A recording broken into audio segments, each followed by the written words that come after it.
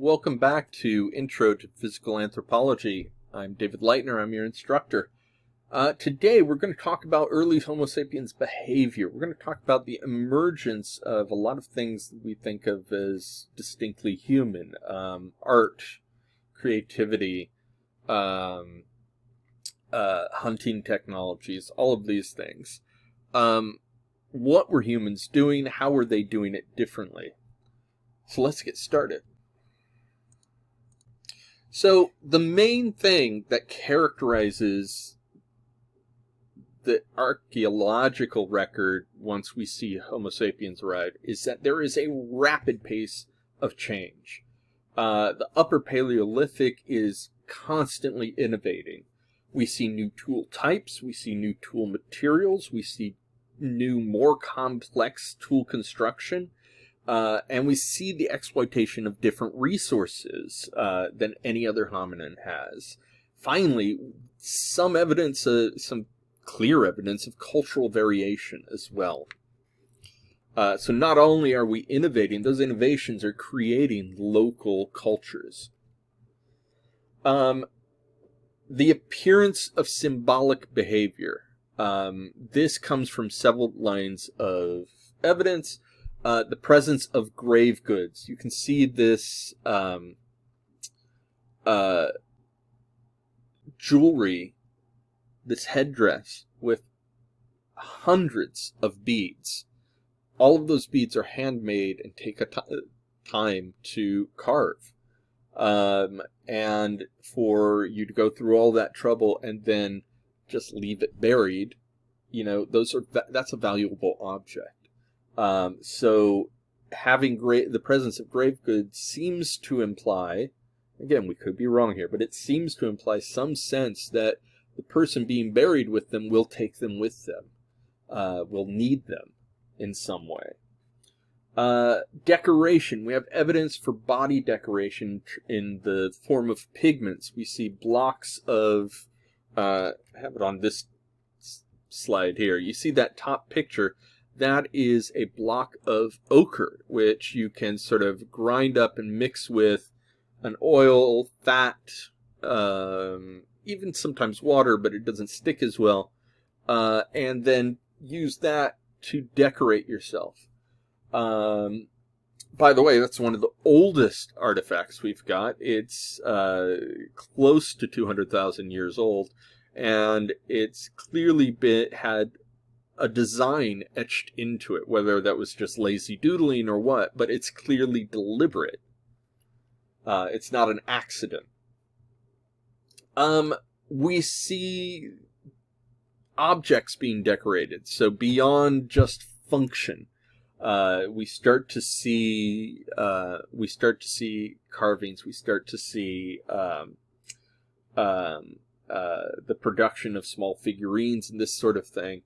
And along with that comes decorative and representational objects. My favorite are the example of, in some places in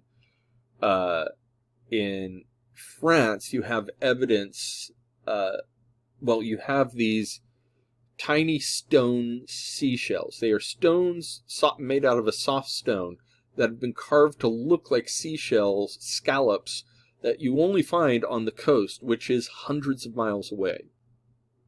The only way these people would have seen seashells is if there was trade going on.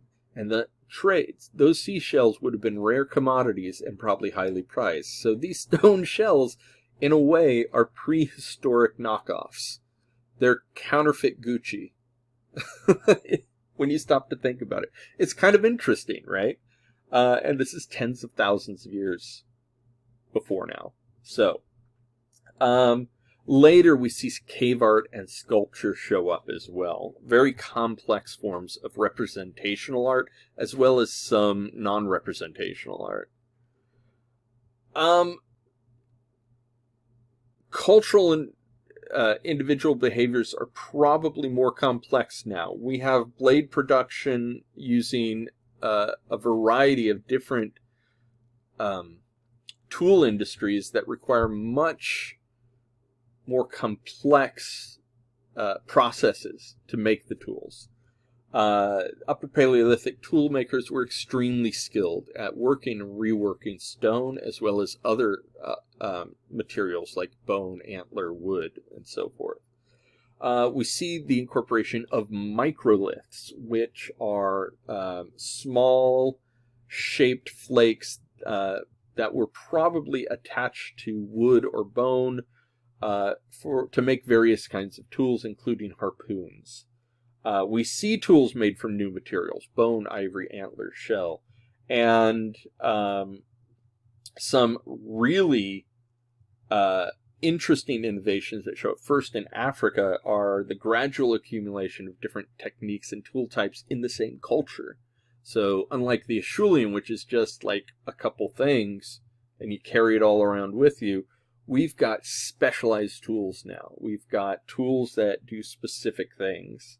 And the changes in these tools become more an evolution of form rather than completely changing overnight.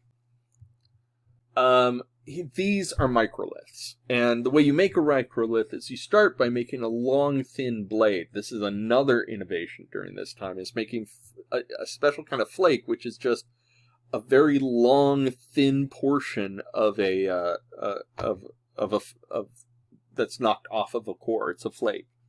And then you notch it in a couple of different ways, break the blade at that point, and then you have much smaller blades that can be used for a variety of purposes, including, as I said, making barbs on spears or harpoons. The craftsmanship of, here's a Solutrean blade. You can see, we talked last time a little bit about Clovis culture and Clovis points. You can see some similarities in manufacture. However, there's also some significant differences. These are blades, they're not fluted to be hafted onto an arrow or a spear. These blades may have been actual blades, so you could haft them to a piece of wood, a short piece of wood or bone or antler, using pitch and sinew to do so. And actually use it as a knife. Some of them may have been reserved for spear points, though. Subsistence changes. We see a much wider base of things that are being used for subsistence, especially the expansion into aquatic resources, fish and shellfish primarily, but also probably some of the aquatic plants like kelp and seaweed and so forth. Dental microware. So, when you eat foods, especially hard foods, they slowly wear away at your tooth enamel. Wear patterns on Neanderthal teeth are kind of similar to what we see in Inuit and Fuegan, Tierra del Fuego populations. Both of these are circumpolar populations and tend to do a lot of work with their teeth as third hands. Changes in behavior also allowed for occupation of these higher latitudes with much more restricted resources during certain times of the year. You'd need to cooperate a lot more in those sorts of environments, and people do. Now, the Inuit and some other northern tribes have also developed resistances most likely through natural selection, to various kinds of problems associated with living in places that are that cold for that long, such as having livers that are a little more efficient at sort of processing various vitamins. They have the ability to go without fresh vegetables for a longer period of time. This is not a universal trait by any means, but there's some signs that there's some adaptation going on. Also,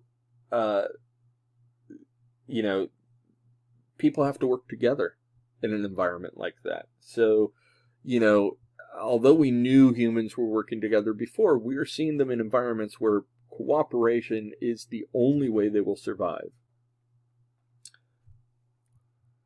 Now, we don't get widespread evidence of symbolism until 50 to 40,000 years ago.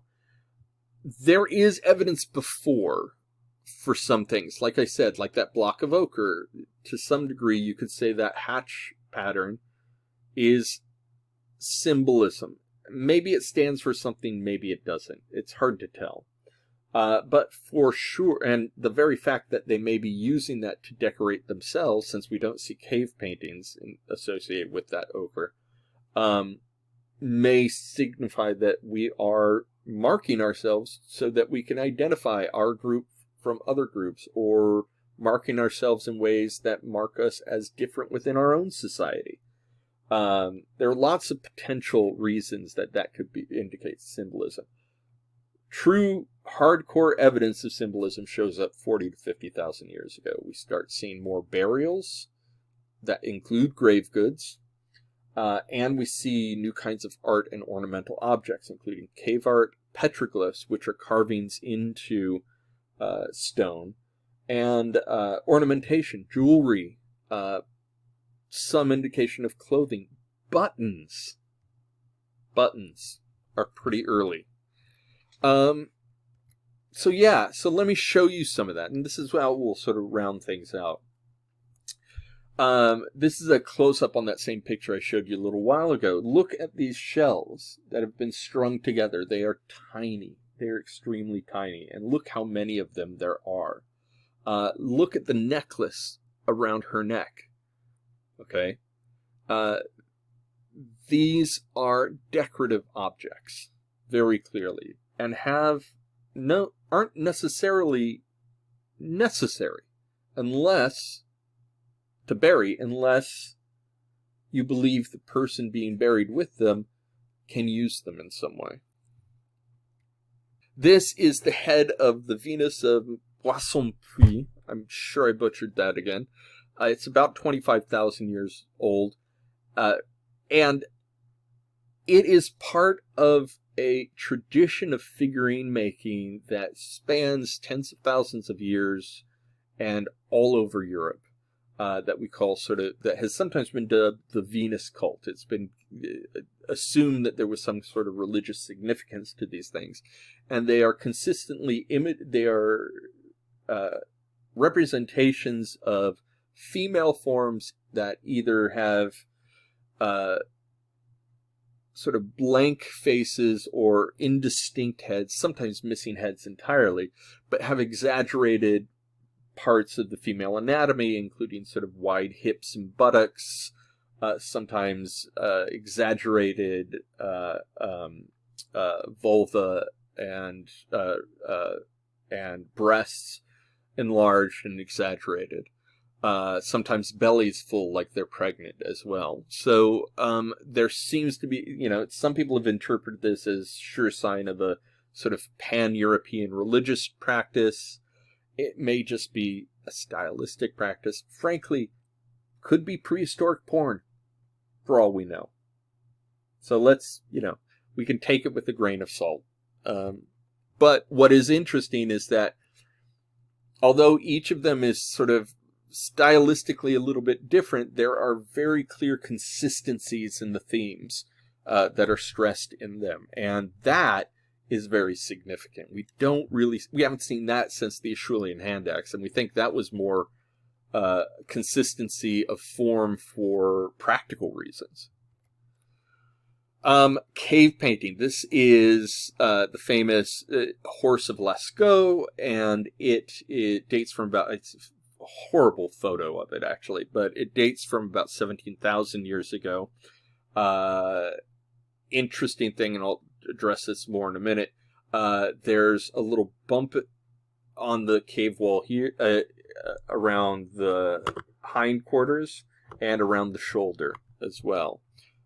Same is true for, these are actually replicas of paintings in Chauvet Cave in France. These, however, this cave has some of the oldest cave paintings in it. Some of these date to close to 40,000 years ago. These are lions. there were lions. We know from paleontology that there were lions in Stone Age Europe. But for the longest time, there was a big question about whether those lions had manes or not. Did the male lions have manes? And these paintings actually answered that for us, because not only are these realistic drawings of lions, they're realistic enough that we know some of them are males from the anatomy it was drawn onto them, i.e. penises.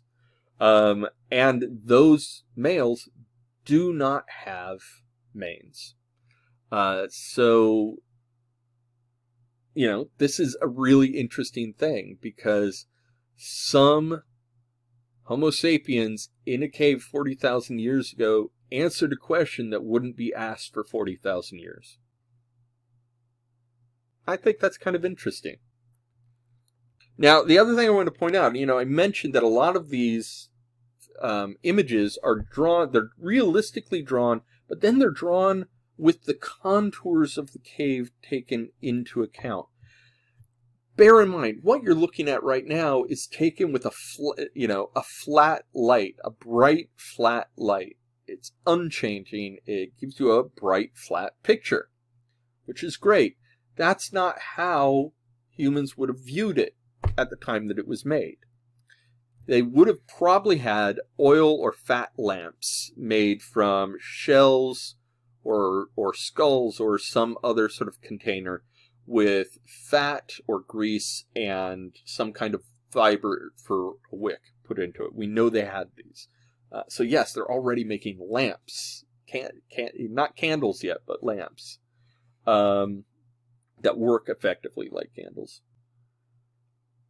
And they would have been watching these images as the flames flickered and moved about and jumped. If you've ever sat around a campfire, you know how firelight is different. It makes things seem like they're moving. The shadows start to come to life. That would have happened on these three-dimensional drawings, right? They would suddenly pop out and maybe seem like they were breathing or moving or doing things. This would have been a full, 3D virtual experience long before anybody came up with, virtual reality. This is sort of Stone Age virtual reality right here. Really incredible stuff. So these aren't just like people scribbling on the wall. These are people scribbling with a purpose, with technique in mind. Very complex thinking going on here. Finally, not finally, one more after this. This is the famous Venus of Willendorf. Another one of these Venus figurines, probably the most famous one. Here you can see, so she has a head, but it's very abstract. There's no sign of facial features whatsoever. She has enlarged breasts, hips, buttocks, and stomach. All other parts of the anatomy are very de-emphasized. Maybe this reflects beauty standards. Maybe it simply reflects the importance of fertility. Who knows? We don't know for sure. But it is consistent with these cultural forms across all of Europe for several tens of thousands of years. Some of the earliest figurines were actually zoomorphic. So in fact, actually, we don't see representations of realistic-looking human heads on anything for quite a long time. What we get are these zoomorphic, human-bodied, animal-headed figurines and drawings all over the place. This is the Lion Man of Hohensteinstadel in Germany, about 35 to 40,000 years ago. So again, this is a very early example of art. We've got jewelry here. Some of these are animal claws. Some of them may be made from antlers. Some of them are made from shell or bone. But the workmanship it takes a while to drill through some of these materials, because remember, they're probably using a stone tool to do it. case of some of these are stones carving stone. So there's a lot of investment in this, which means they must be important in some way, even if it's just to show status or as beauty items. This is a series of petroglyphs, the oldest ones in North America, or some of the oldest in North America, possibly as old as 14.8 thousand years ago, and possibly as recent as 10.5 thousand years ago. 14.8 puts them almost exactly with the arrival of the Paleo-Indians, the ancestors of modern Native Americans in North America. These petroglyphs themselves are from Winnemucca Lake in Nevada.